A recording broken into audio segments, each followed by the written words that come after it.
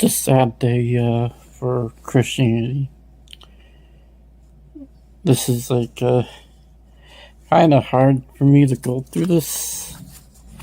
It's pretty much difficult since we just have so many people that are Christians that are just so deceived by false prophets and people that present a false gospel and present and also themselves falling themselves have bought in the false narrative, the false gospels, the thing that we can't see substantiated there. Also with all these movements, the psyops and other factions as well. The thing is is an absolute heresy to call the Catholics Christian or the good people. Even though it was wrong of the Roman Catholic Church to persecute these people, as well as declaring war on the Protestants. And the Protestants are not perfect as well.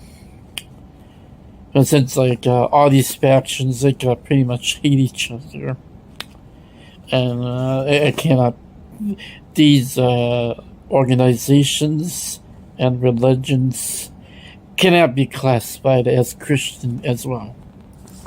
The thing is you gotta understand that the captors believed that the world had been created by a bad God who created the earth and who created the heavens. And that's something to think about. They believed that this bad God had taken them from the good God and put them in the world. But inside their bodies, there was a spirit. And that spirit needed to return to the good God. They were famous for a belief in a form of reincarnation. That's also part of this Eastern mysticism, which is biblical. Of course, that. I'll repeat it there again. They were famous for the belief in a form of reincarnation, and believed that when someone died, the bad God would put that person's spirit in a new body.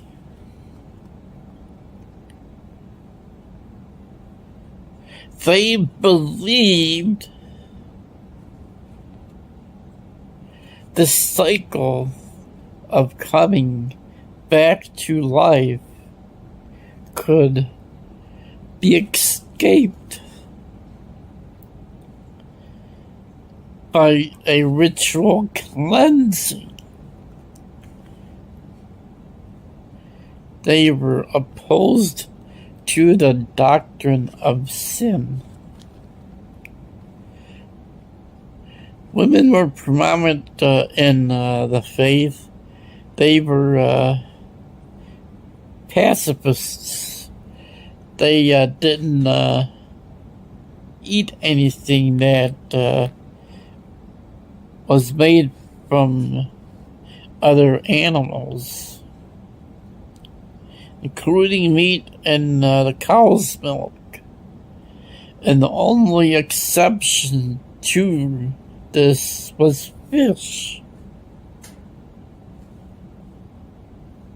fish was okay and to eat because they believed fishes were not alive, but just things that were sometimes produced from dirt and water.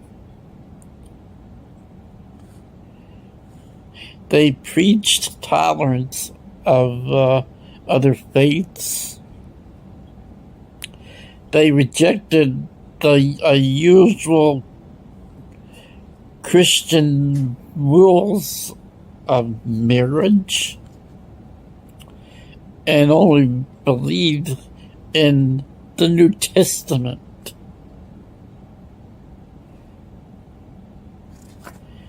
What about the Old Testament, I might say? Who created marriage in the first place? That's another flaw of the Catholics. An earlier 10th century Bulgarian heresy, Bulgarism, and also Manichaeism, like started some in 1145, opened a challenge to Catholic dominance began. And in about 1165, the first Catholics said that the church was full of ravening wolves and hypocrites, and worshiping the wrong God. Why not God believe Rapture? Right in front of the most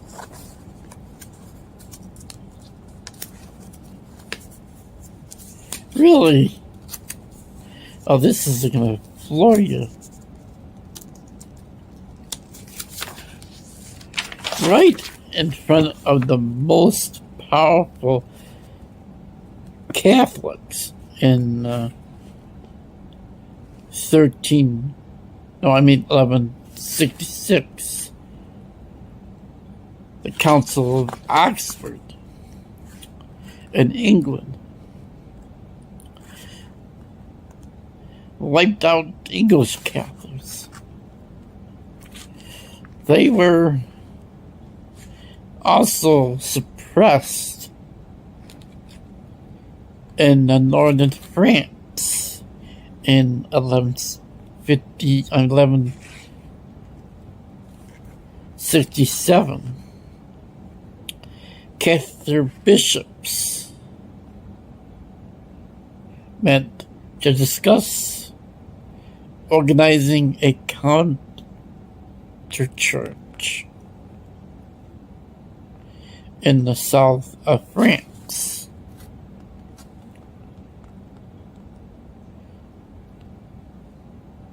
The Orthodox nobles protected it, and many noble women became prefects. Parish clergy had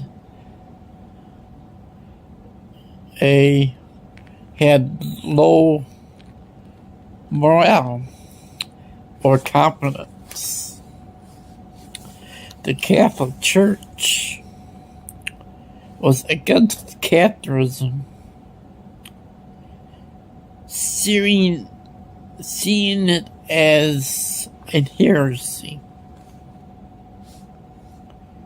In the south of France, there was tremendous religious fervor, and economy that was starting to grow. and the social class of merchants and peasants was starting to grow. Peasants owned their own land. Meanwhile, in other parts of Europe, peasants were forced to give up their land to nobles and become serfs or slaves of the system of feudalism.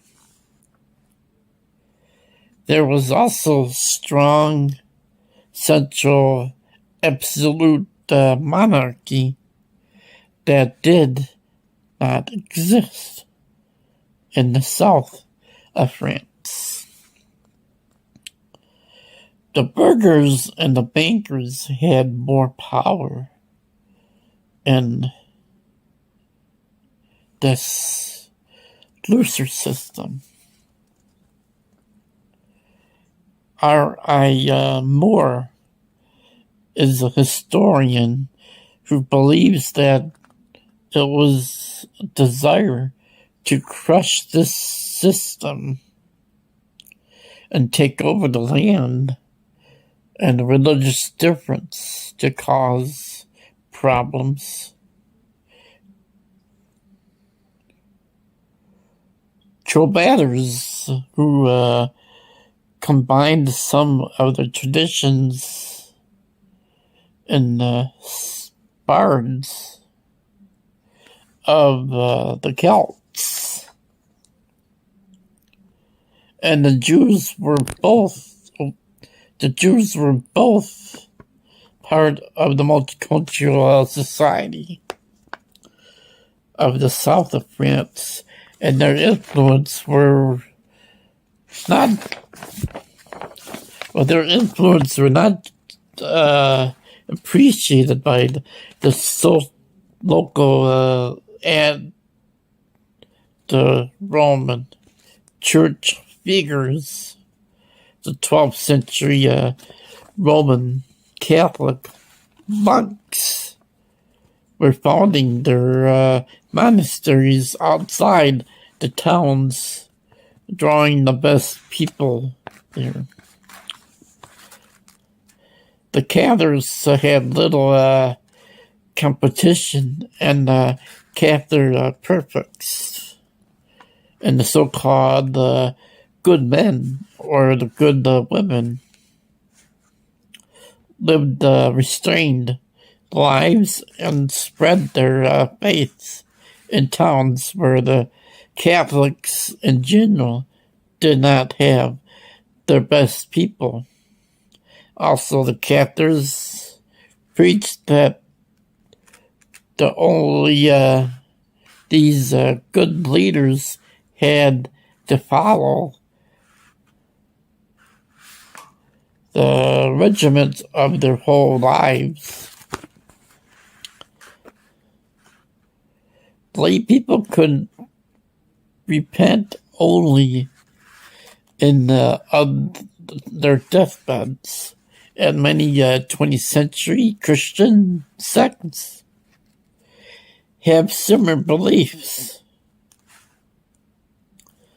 The Pope ordered a crusade against the Cathars in South France, and he said any crusaders who answered the call would be given the same rewards as the crusader who went in the Holy Land.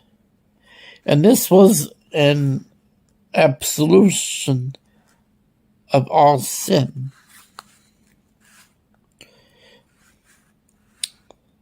In the Lauderment,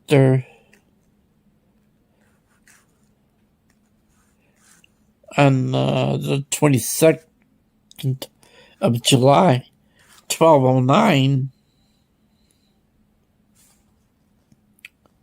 a force of about 30,000 crusaders arrived at the walls of Béziers, bearing the cross, petty to the misled, and create ease among the captors, seeking they were friends, not foe,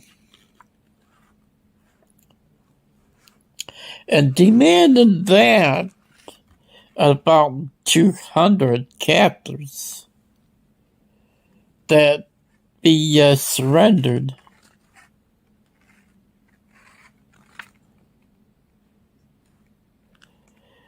The people of the town, who were mostly Catholic, said that rather than turn over their friends and family, we would rather be flayed alive. A mistake by the defenders of these beezers let thousands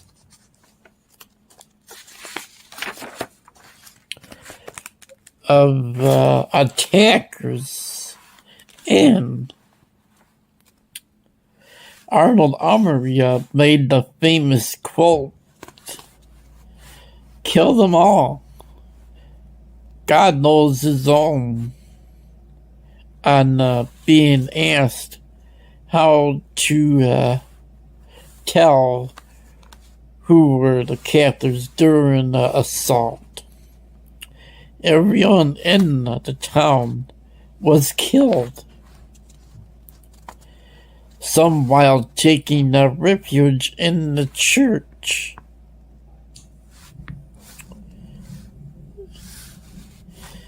It is guessed about 20,000 were killed, and many of whom were Catholics and not Cathars at all.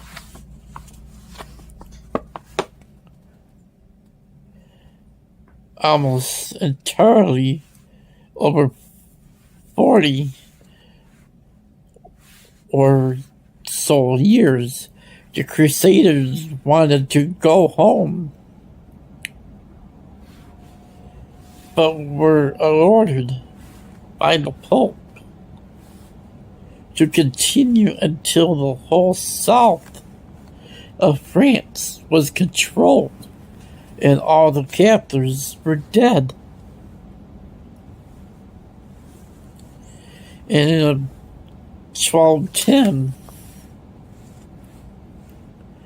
they attacked the fortress in Minerva and built the first great bonfires of heretics, beginning the practice of burning at the stake that would continue in the incursion of the Counter-Reformation. And at the siege of Mansour, when the fires were lit, the captors ran down the hill and threw themselves on, as the beliefs that they were very strong. Of course, they did not believe Jesus came to earth in the flesh. And in the Platonic Neo-Polytheism, sorry, in the Middle Platonic, and like Neoplatonic schools of philosophy, the Demiurge, spelled as Demiurge, is like an artisan, like the figure responsible for fashioning and maintaining the physical universe. And then the Gnostics adopted the term Demuge, although the fashioner, the Demuge, is not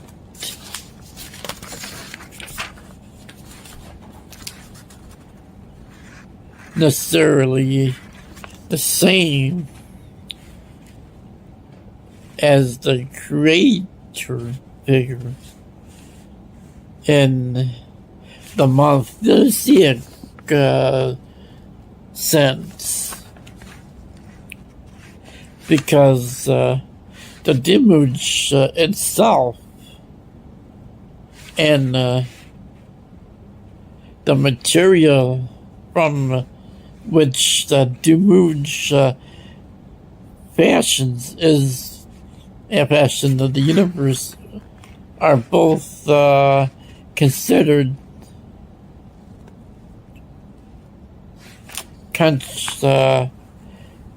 consequences of something else, depending on the system.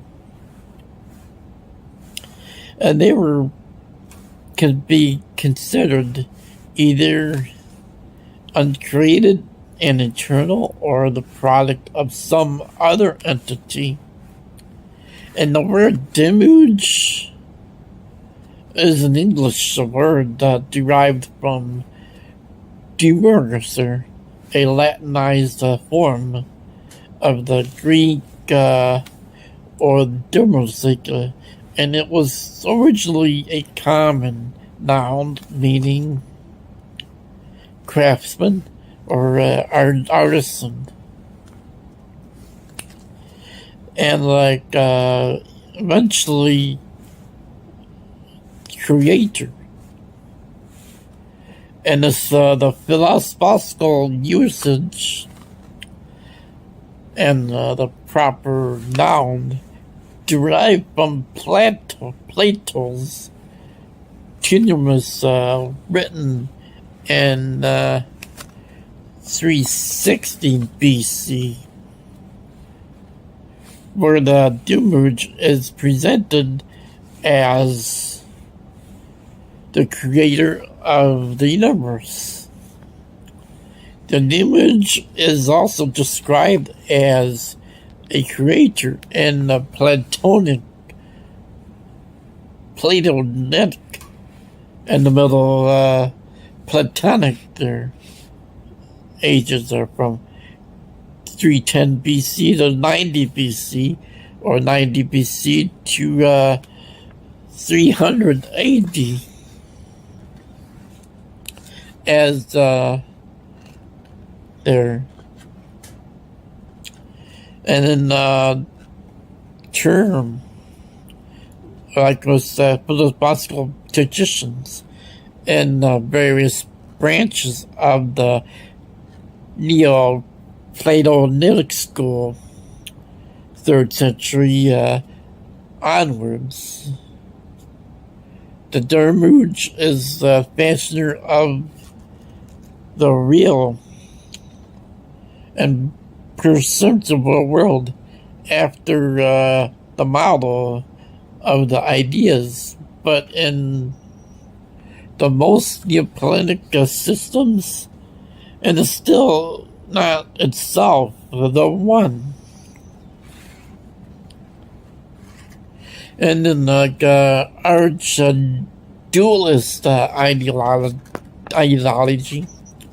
of the various Gnostic systems, the material universe is evil, while the non-material world is good, according to some strains of Gnosticism. And Demuge is malevolent, as it links to the material.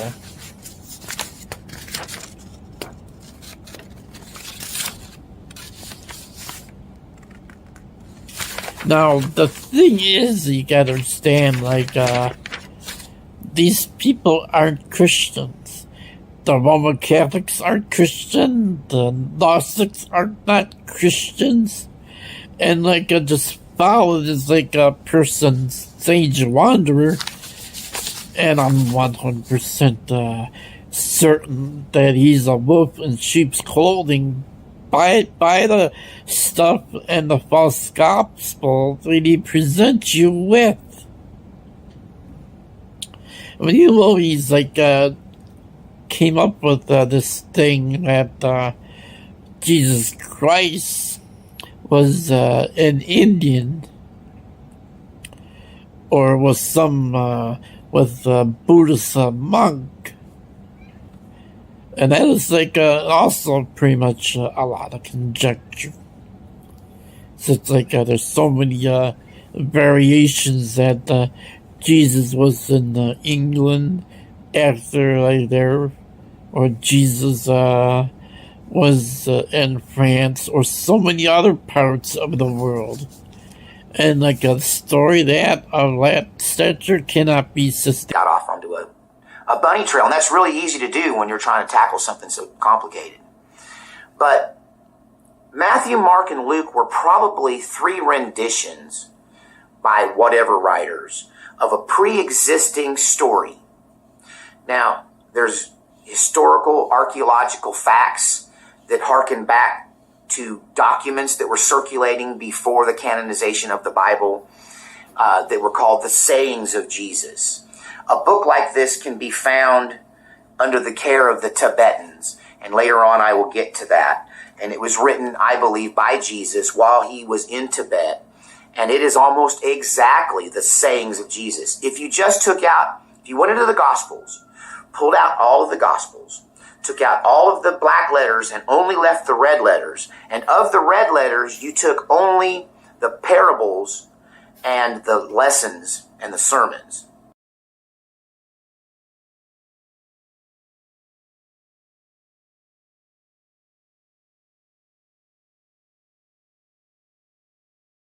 The rest, because as a Christian, that's all that matters is what Jesus said. Nothing Paul said matters. It's his interpretation of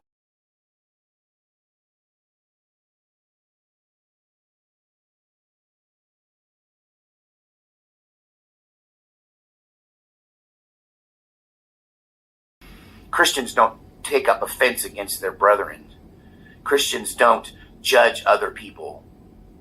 They shouldn't. Jesus didn't teach about being gay.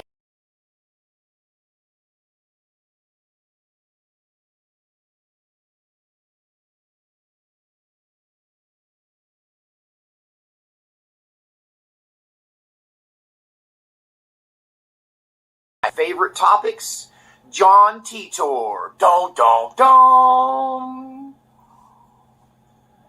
Was John Titor right? Was he really a time traveler, or did he just have some insight into the human condition? Now, we understand that his timeline did not follow through with his predictions, but the overall gist of his predictions have actually played out over time. Now, a quick recap for those of you who may not be aware. I think most people are aware of the John Titor time traveler story, how this mysterious caller started posting online and calling into Coast to Coast with Art Bell, a late night paranormal radio program. And this was some time ago, before Y2K. So I'm thinking it was the late 90s, right before 2000. And so the Y2K incident is what changed the timeline. Because in his timeline, the Civil War broke out after the Y2K incident occurred and the power grid went down. And that's what kind of caused things to come unhinged to begin with.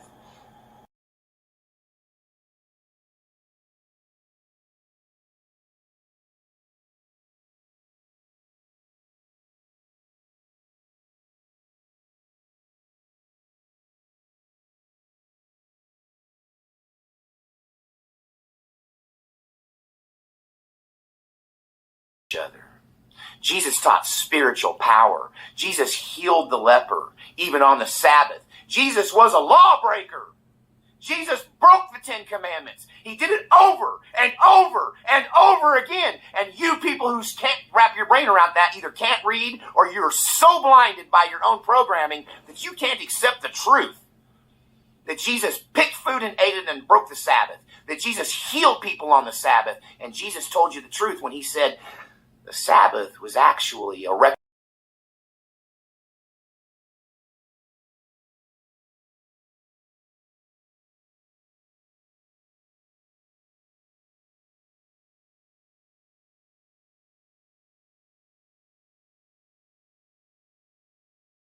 talk to you today about personality tests, specifically the Carl Jung personality test, which consists of 4 letters. For instance, when I first tested with this test 20 years ago, I was an ENTP. And I'll explain here a little bit what those letters mean, but there's many different combinations of these letters that give you some insight into your personality. They come to this conclusion of what your personality type is by asking you questions, about 60 questions typically, and they're designed to reveal who you are and maybe show your strengths and weaknesses. So I don't want to make this about that test so much as just kind of talk about personality testing in general, and does it reveal something.